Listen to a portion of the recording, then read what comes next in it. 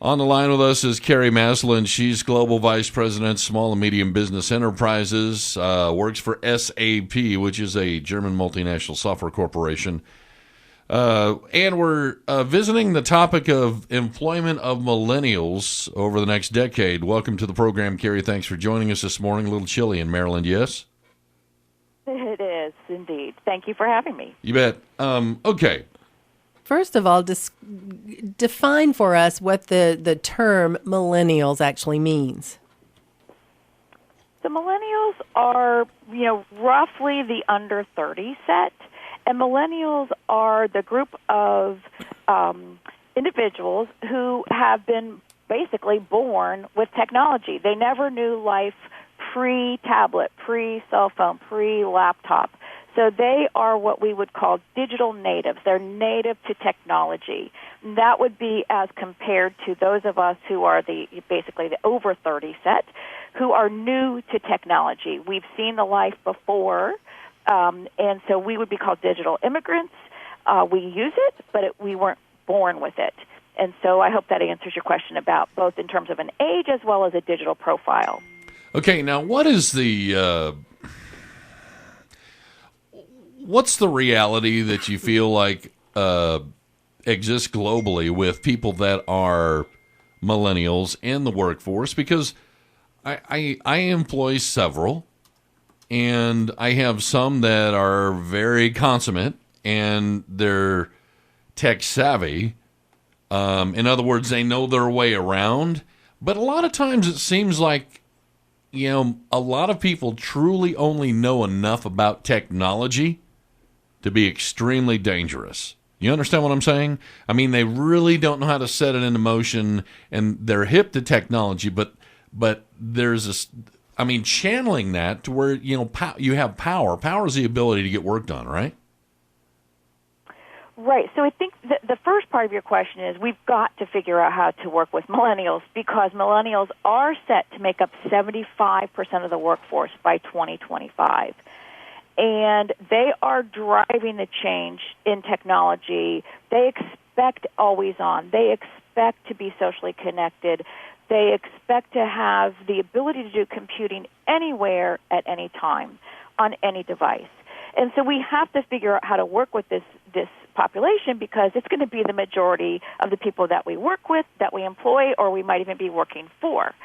So now to the second part of your question is, how do we make sure that this entire group of the population is engaged and productive and really being a part of the working environment? And that, I think you're bringing up a really good point, which is they do want and need training. They do want and need feedback. So I think it's really a change of how we manage and how we work with the millennials that we need to be aware of, and to make sure that we are providing mentoring opportunities, training opportunities, networking opportunities, so that they are able to be productive. And it's not just about, I know how this technology works, but I know how this technology works to drive a business solution, to drive business results, and I can function within a workplace in a very productive and positive manner. Well, for instance, this is another issue that I know a lot of people face. And, I guess the first label that was put on it was cyberloafing.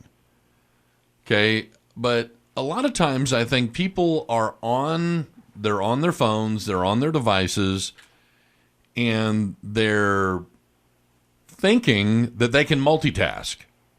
But it's just like, it's like a part of their soul. They feel like they have to be connected. They're tethered to this thing.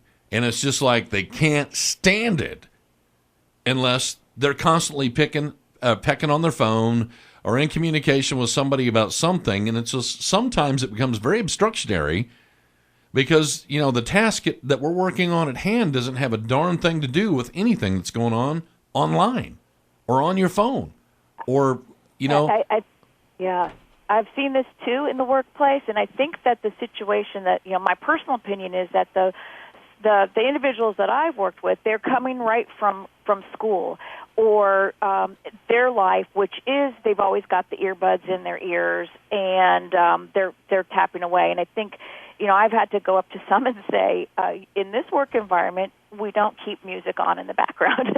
So again, I think it goes back to that feedback that they need constant, informal, as well as formal feedback and mentoring to really say, now is when you put your phone down and get engaged. And I think it's just a matter of their lack of experience in the workplace and our requirement to help them understand what's appropriate and what's not. How do we reach that happy medium? I mean, because again, I think it's Oh, go ahead, Laura. Well, I mean, because a lot of people, older people see all this technology as a negative thing with our employees, but these guys don't see it that way at all. And so how do we come to an agreement with that? I mean, how can we embrace what they do technologically as a positive thing too? Yeah, I mean, I think that to me it's all about communication. It's about keeping the communication open. The technology is incredible. I mean, technology can provide a small business with a better way to compete, with a better insight to which promotions are working, with a better material management solution, with better insight to the data. So there's a huge value in technology, and I think it is that marriage and that balance of figuring out how do we get the most out of our technology so we as a small business can grow, compete, and win. So I think it is really this ongoing communication, frequent feedback. It's not let's wait once a year and say, oh, I didn't like the way you had your computer on all the time, but it's literally a daily conversation of how do we get the most out of our technology investment, and how do we do this in an environment, in a workplace where everybody can thrive and get the most out of that. Right. Tom is exhausted already. Yeah, you're wearing me slick. Well, yeah. When you sit there and you say, this is a daily conversation, it's like I get it, because every day I turn my head and I'm like going, I'm trying to get stuff done, and I turn my head and it's just like the other day I said, hey, are we going to be able to get this done by? I'm like 12 feet away. Are we going to get this done by close of business? Well, don't know, because a certain person had their earbuds in, couldn't hear me, and then I said this again. And it's just like, and then it's just like I see the phone going back in the pocket. I'm like going, really? It's just really frustrating. But I get it. It has to be, I guess, a daily conversation. So as managers, how do we handle that situation? Just constantly remind them that we don't use our phones at this certain time, or.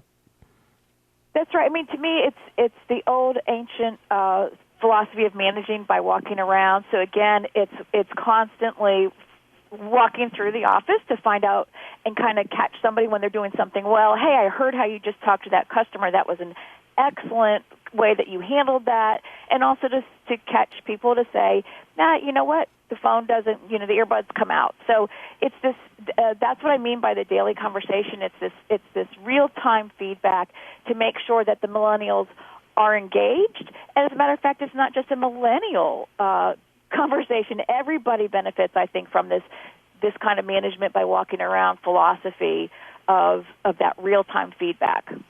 All right, Carrie, appreciate you joining us this morning in the input. I don't know how encouraging that was. Maybe a little discouraging. I'm encouraged. I'm very encouraged. To me, the millennials, again, it's a reality. They have so many skills to help us with the technology. And so to me, I think it's a huge opportunity to work together, and a very positive one as well. Yeah, I get it. It's so funny because technology increases communication, but we're having to use just one-on-one communication to tell them how to do their jobs. Got to do it the old-fashioned way. Yeah, talk to them. Don't send it in a text. All right, exactly. Carrie, appreciate it. Thank Carrie you so Maslen, much. thanks. Bye-bye.